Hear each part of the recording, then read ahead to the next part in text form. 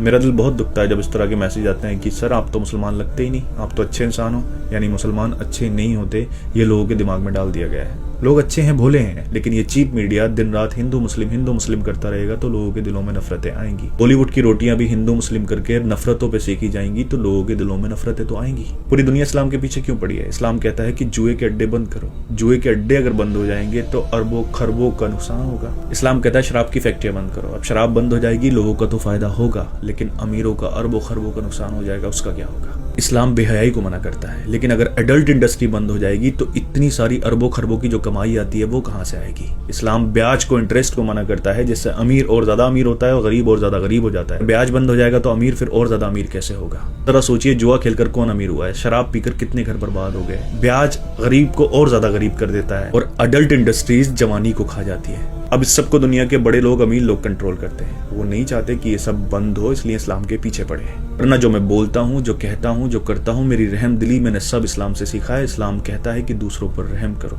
अगर तुम्हारा पड़ोसी तुमसे नाराज है तो तुम्हारा रब तुमसे नाराज है। माँ बाप अगर तुम पे जुल्म भी करें तो उनके सामने उफ तक मत करो। ये मर्तबा माँ बाप का दिया है। एक इंसान कभी भी नेक नहीं हो सकता अगर वो दूसरों के लिए वैसा ही नहीं सोचे जैसा अपने लिए सोचता है। इस्लाम कहता है भूखों को खाना खिलाने से रब सबसे ज्यादा राजी होता है। भूखों को खाना खिलाओ और उनसे उनका जात और धर्म मत पूछो। इस्लाम ने औरत की इतनी इज्जत बताई है कि अगर सामने आए तो अपनी पलकों को झुका लो। इस्लाम कहता है ज्यादा फालतू पानी ना बहाओ। अब जो पानी बहाने को मना करता है वो किसी बेगुनाह के खून की इजाजत कैसे दे सकता है? लोगों के दिमागों में कुरान के गलत मतलब डाल दिए गए कि काफिर जहां मिले मार दो। कुरान इंडिया में तो नहीं आया ना, अरब में आया, हिस्सों में आया। जंगें होती थी, कुरान की आयत आती थी, उनमें बोला जाता था कि इनके साथ ये करो वो करो। उन आयतों का गलत मतलब निकाल कर नफरतें बेची जा रही हैं, लोग अपने फायदे के लिए इस्तेमाल कर रहे हैं। मैं हमेशा कहता हूं कि दिल में नफरत रखकर हम किसी के साथ इंसाफ नहीं कर सकते।